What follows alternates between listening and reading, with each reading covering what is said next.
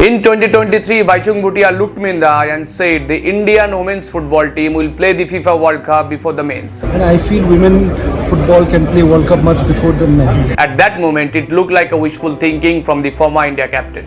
But today, it looks like a prophecy. Our Blue Tigresses have just qualified for the AFC Women's Asian Cup 2026 after beating Thailand 2-1 in the qualifiers. And this isn't just a win. This is a powerful statement made by our girls. Bhaichung was right at that moment.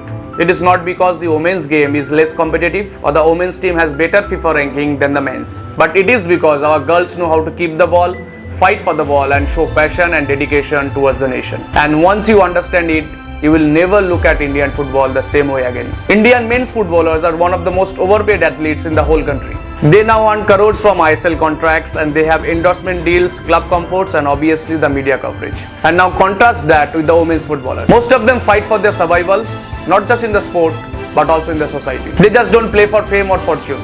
They play for their identity, for dignity, for India. You will never see any women's footballer complain about the poor facilities, poor infrastructure or even the lack of attention. They just seem to have more passion and dedication when it comes to play for the country. And that is why Bhaichung Bhutia thought that the Indian women's football team can play the FIFA World Cup before the men's. Against Thailand, India wasn't the favorite, but when the whistle blew, something shifted.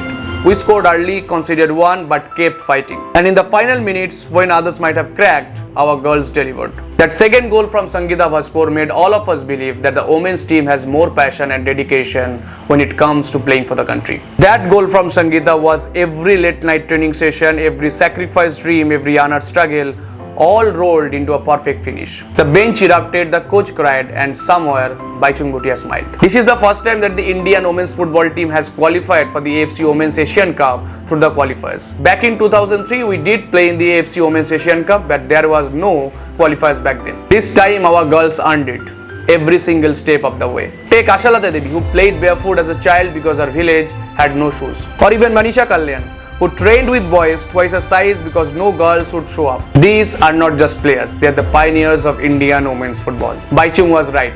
Let's back the Blue Tigresses as they dream to be in Australia to play the AFC Women's Asian Cup 2026. Like, share and subscribe if the story moved you, because the girls this time have earned it.